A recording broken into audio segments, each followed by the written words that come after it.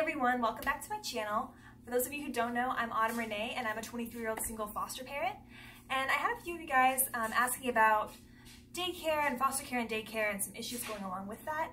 So I thought I would just share my experience of what I've kind of experienced going through. Obviously this will be varying completely by what area you're in and what agency you're with and county and all of that.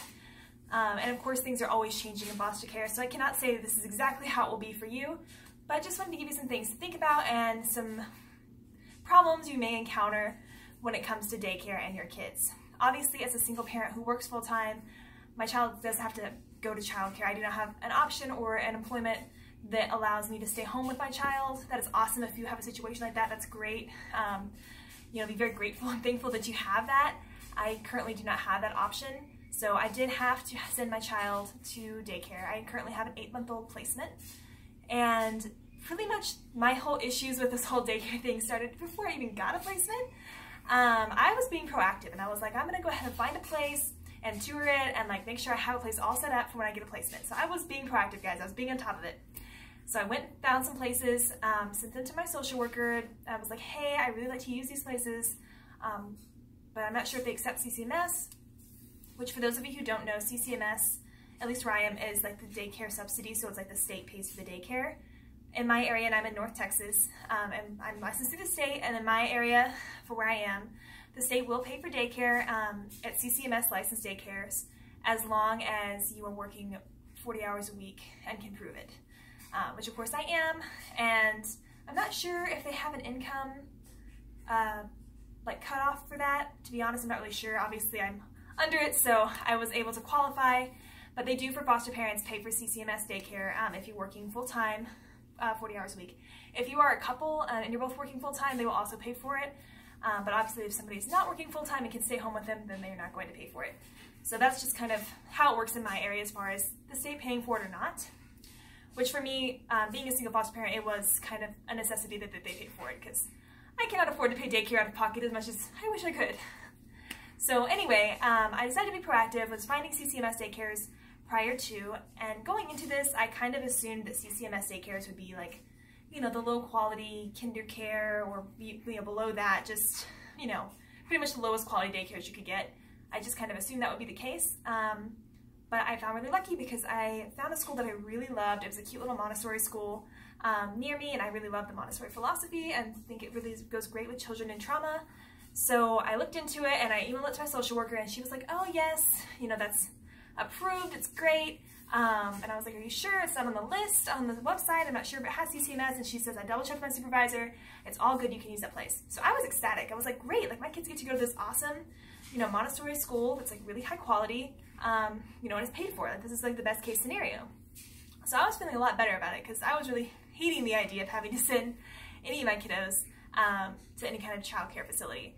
So I was feeling a lot better about it. But then when I got my placement, everything was just not as you would expect. And this is why I want to share this with you guys, so you can kind of be prepared that this might happen to you. So even though I got this all pre-approved, had emails stating that it was approved, everything, when I got him, I decided, so I went to that daycare, went to set him up, signed all his paperwork. There were a lot of things I didn't have. I didn't have his vaccine records, I didn't have his social security number, lots of things that were needed that I did not have. So signing him up by itself was a little bit of a headache. But I did, thankfully the director was very kind, and she told me that she would allow him to attend the first week as long as I got her all of the information by the next week. So I was very, very grateful. But then he got sick and was running a fever of like 105. So I was not able to take him. So that is one concern you may have. This goes with any childcare facility. If your child is sick, you cannot bring them. And as a single working person, you're gonna have to take off work or find someone else to watch them, which a lot of times in foster care, the people who can watch them, may not just be anybody. Like for me, they had to have background checks done, all these different things for them to be able to care for him. And I'm sitting here like, 11 o'clock at night, knowing I have to go to work the next day and having to find someone to watch him, which normally I would be able to take off a little bit work, but the timing of it, I was sick the week before, and then I got him and took a few days off to bond with him for the placement, and I just didn't have any more days to use. So I will tell you, the first few weeks of my placement with him were stressful. So finding someone to watch them when they're sick or when they can't attend because you don't have the information is definitely something you should plan ahead for and think of. Beyond that, like I said, it took a long time for them to get his information. The next week, he still could not attend the daycare even though he was feeling better because I did not have his vaccination records. And that took a whole week for them to, or I guess 2 weeks really, for them to get. So be prepared for that as well. You may not have his or her vaccination records or social security number or something you may need to sign them up for daycare. So be prepared. You maybe have it be a few weeks before you can even get them into a daycare. And that, I don't say that to be discouraging, but just to prepare you for what you may encounter, because I feel like this was not mentioned to me or I was not prepared for it during training.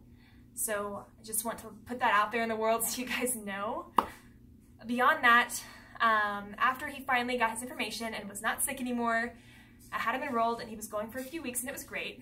And I will say I was paying out of pocket for this at this point because CCMS takes a few weeks to kind of get going and some areas it takes longer, which I was expecting and they did tell me. So I knew I was gonna have to pay out of pocket at the beginning and I was, okay with that. So I was paying out of pocket for this and then I received an email from my social worker saying that she'd sent in the CCMS, it was approved and it was gonna start at this date. I was like, great.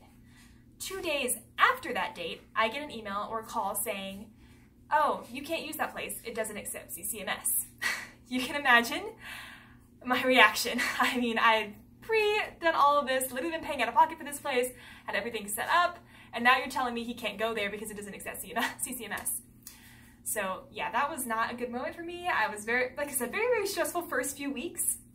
So then I had to go and find, well, I had to pay the rest of the month out of pocket for this place because he was already attending there and they pay bi-monthly. So I had to pay all of that out of pocket.